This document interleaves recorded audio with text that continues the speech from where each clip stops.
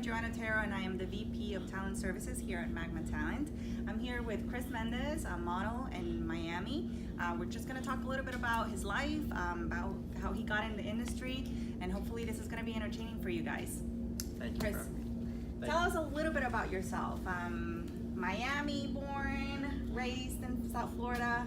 Yep, born and raised in Miami. Went to Columbus High School, Nice. FIU. So it's been all sunshine for me. Yeah.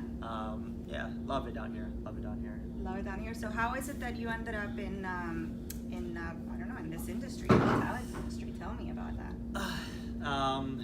It's a funny thing. I've always been interested in it, and I ended up just finding VIP and ended up going to one of the workshops. Fell in love with everybody there, and took acting classes here and there. So it's just been a really big part of me, and I truly love it. So I've really been just trying to get into it, delve into it, and make it a thing. So I know that typically the hardest thing for people like you trying to get into this industry is figuring out where to start. So tell me a little bit about how you found out about VIP Ignite, and how did you get connected with them, and how did that start? Because I know that is typically the hardest part, right? When you go in and you start doing your research, where do you start? What is the first step? Google. I started off with Google. When I ran into VIP, they ended up having a webinar. So it was a 2-hour webinar. It really talked about the company and stuff like that, and I just gave it a chance and ended up doing their interview after that, and they liked me, and I got to meet everybody in September, and it's just super fun. What I really love about it is that this business, it's you have to have a thick skin for it. So one of the things about them is that they are very blunt in a sense of where they can envision you and stuff like that. So that's what I loved about it. There was no BS with them. Right. That's just been everything. And I ran into Ryan Colby, who's been. I met Ryan. Yeah, he's a great guy. He's a great guy. He's hilarious. I love Ryan. But yeah, I ran into Ryan there, and that's where I got started with the modeling and stuff like that. And now I'm trying to delve into the acting stuff. So hopefully we can keep going and make it work. But it's been fun. It's been a process. I know that from what I understand, you've been working really hard on, just hopefully at some point moving to New York City. That's where this career is taking you. So tell me a little bit about what is that looking like for you? How are you planning for that big move? Yeah, it's a little different for me because I'm not just a full-time college student. I do work full-time, so a lot of the jobs I get, I would say it would be more like a part-time compared to full-time. It's whenever I can get days off of work, I'll take a week off, go do a photo shoot either in New York or in Miami, wherever Ryan sets things up for me.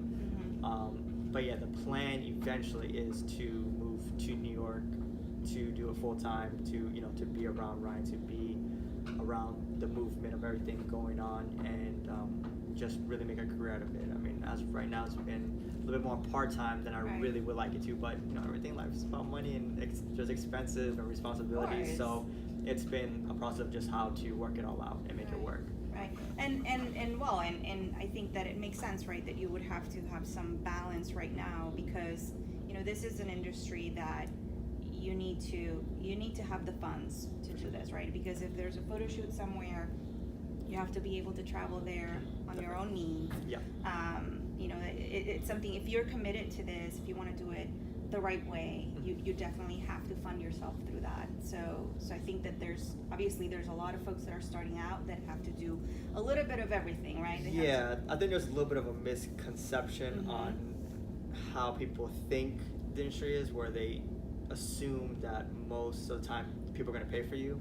Right. It's not like that at all. Not at all. When you're starting off, you definitely have to, pay for your travels, pay for the hotels, and really make everything work in your end, and to go to all these shoots or to auditions and stuff like that. It's coming out of your pocket. Right. I guess when you're a Tom Cruise character and you have a big name, it becomes the other way around, where they want you specifically for parts. But when you're starting off, you're one of billion people fighting for a role or to work with a certain photographer. So you have to pay. Like, so a lot of the stuff that I'm doing, is work full time, save what I can, use what I can to get to where I need to get to do whatever I need to do. But a lot of that is communication. I have Ryan, I have everybody at VIP, so I can always keep in touch with them, and they're always letting me know what jobs are happening, and I'm letting them on my end of what I can or cannot make, and I work my way with them through that. So yeah, that's excellent. So tell me a little bit about when you go to photo shoots, like the work that you've done so far. Like, what has been your experience? I know that, like you were saying just before, right? This is an industry. It's a no BS industry. So they're obviously they're very they don't think twice in telling you when they don't like something about it, or when they actually do like something about the way that you look, the way that you present yourself, whatever the case may be. So tell me a little bit about what that's been for you. Yeah. So like, people are people. So every photographer you meet is gonna have a certain look that they like. It could be anything. It could be, I'll say, hair for me has been the biggest thing, because I've had long hair, I've had short hair, and my hair is really curly. So I've had photo shoots where they grow it out, and we want to just play with it. And I've had other guys who are just like, no, we need shorter hair, look more clean cut, look more professional. Oh God, it's crazy. It's just like, it could be hair, body type. You need to be more lean, you need to bulk up a little bit more. So you're always have to have this like flexibility and like challenge of always, I would say, shape shifting in a sense to adjust to what it is that they want to present, because like every photo shoot may be themed. I've done like beach stuff, I've done like fashion, so it's when you're doing each one, you kind of want to present yourself in a certain way for each shoot. So they might have like a certain idea that they have, so you kind of like make it happen in your end. Right. So it's tough. It's not easy. So I think it's a balancing act, right? I mean, you're always constantly adjusting. You're a juggler. And I think that while you're doing that, from what I'm hearing, while you're doing that is, you can't be too hard on yourself. Like, you just have to get to work. You have to, switch it up, change whatever it is that you need to change, and definitely get the next role, the next job, and then move on to the next one. You have to have thick skin. Yeah. I mean, it's just the way it is. You're gonna be denied 100,000 times, and it's gonna be one time where it's gonna be the perfect role for you or whatever. Just right. Yeah. So you have to really have thick skin, because you are juggling. You're juggling a lot of stuff. You're juggling a scene script that you've been working hard on. So your character built on that script. The outfits you're gonna wear to present that character. So there's a lot of things you have to do, and you're obviously working on yourself, because you might have a shoot of one kind of thing, but then you're gonna do an audition for something else that you have a totally different vision for. So it's all balancing act. It's a lot of work, but it's fun. It's fun. Yeah, it's a lot of creativity and freedom. I was going to ask you that, because I think that while there's a lot of work in this, of course, it's a job, and it's something that you get paid for, of course. Yeah. It's your craft. It's something that you have to develop. There's also a lot of moments of just pure fun. I mean, there's elements to this that are fun and entertaining and just very much enjoyable. So I mean, you're gonna deal with on that? you're gonna deal with the work. Definitely, you have to put in work. It's a job. At the end of the day, that's what it is. But you are gonna network, and you're gonna meet hundreds of people like that are trying to do what you're doing in the field, that are hands-on, and it's just, I mean, it's a great time. Like, it really is. Like, it's you're gonna meet different people on different stages. So you're gonna see people that are behind you, ahead of you, at the same level. So everybody's gonna always have like a knowledge that is able to be presented to help you. So I mean, you have all behind the scenes stuff too. So it's a job, but it's not so much like an office job where you're clocked in, you're looking at a computer screen, you're doing this and you're doing that, and you're kind of like routine. Like, there's a little bit more of a freedom, a creativity process to it, but there is a professional aspect that you need to bring, which is, bring a good attitude. You got to be, a very positive person. You have to, be on time. That's like the biggest thing, I think, is for anybody, is don't waste anybody's time in this business. Like, if you're gonna commit and do this, you have to be like there. And I think that's where a lot of people like fall, because they don't structure and aren't as responsible for these things. And the easiest thing is always be there. Like, I always try to be early. Like you never know what's That's gonna the way happen, to so I try go. to be early. Yeah. Yeah, ain't nobody got time for that, right? I mean, No, like time is, it's just the old saying that time is money, yes. and you know, so like if you're gonna be Yes. doing this stuff, like people have put time and their energy and their money, and so have you to make all this stuff happen. So, yeah, when you're running things behind and you're not doing what you're supposed to do, you know, you're wasting it. You're wasting Yeah, I agree. Completely agree. So, I guess, you know, one of the things that most, you know, a lot of people ask about this is, I guess, what would be the number one thing, like from someone that has already started this journey, what would be the first or the number one thing that you can recommend, like the biggest advice that you can give anyone that is walking into this, that is, you know, starting out, trying to figure it out, figuring out if this is something that they want to do, right? If this is something that they want to take seriously. So what would be your number one recommendation? One, I think you need to have a good support system. Mm-hmm. You know, whether it's coming from family, friends, whoever. You need to have people that you can always rely on. Mm-hmm. And then two, when you're looking into like an agency or an agent or whatever, make sure personalities are the same. You know, that you guys truly understand That's so true. each other, because you don't want to have a fallout, or you're not, I guess, don't have that chemistry to really be able to open up and talk. Because like whoever, whether it's the agency or like an agent, like you want to almost become like family. Like they have to know your ins and outs, they have to know where you are daily. So they need to become like a parent, and they are a parent, and but at the same time, like you want that relationship to where they're gonna be that other half of you, because they're really the ones that are gonna find you work. So you really, that's to me, that's the biggest thing. Yeah, that's the biggest thing. Right. Yeah. Yeah, that makes absolute sense. I think that's great advice.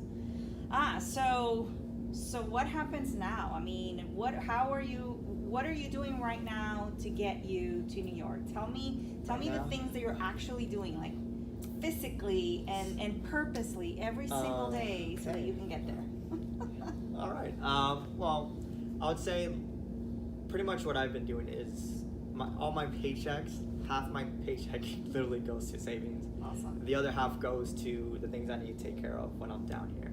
So that's pretty much where I'm at. The other half has been like when I'm up in New York, like trying to make connections, because there's no way I can afford a place by myself. So try to find people that I'm cool with, that I can kind of like see if they're looking for roommates, and kind of can squeeze my way in. Right. So yeah, I mean, it's a process for me. I'm still working it out, because it's a huge move. You know, I've been in Miami my whole life. My family's been in Miami, so to just like up and go, you know, have to give up a job and stuff like that. It's a big responsibility, but it definitely, you know, looking for something up there to do, I guess, like work to kind of make funds to do all the stuff I need to do for my auditions and stuff like that. So And I think that you had talked a little bit about, you know, when I first met you, you talked a little bit about, you know, the fallback. Like there's obviously, as you are getting yourself in this career and just making sure that you're advancing in this career,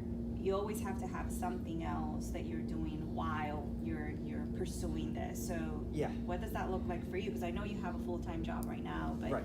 You have also plans on what you could do when you move to New York. And right. So like currently I'm at FIU, and I'm finishing up my degree there in business and stuff like that. So I have something to fall back on just in case. You know, Right. you never know. But Right. I like, to me, I think one of the best things is you have to have options. Mm-hmm. If as long as you give yourself options, you have maneuvers, you have room to make moves. So that's it. Right now it's finished, you know, kind of finish school, get my degree, while I'm working, saving, doing what I got to do to move up there and go at it as hard as I can.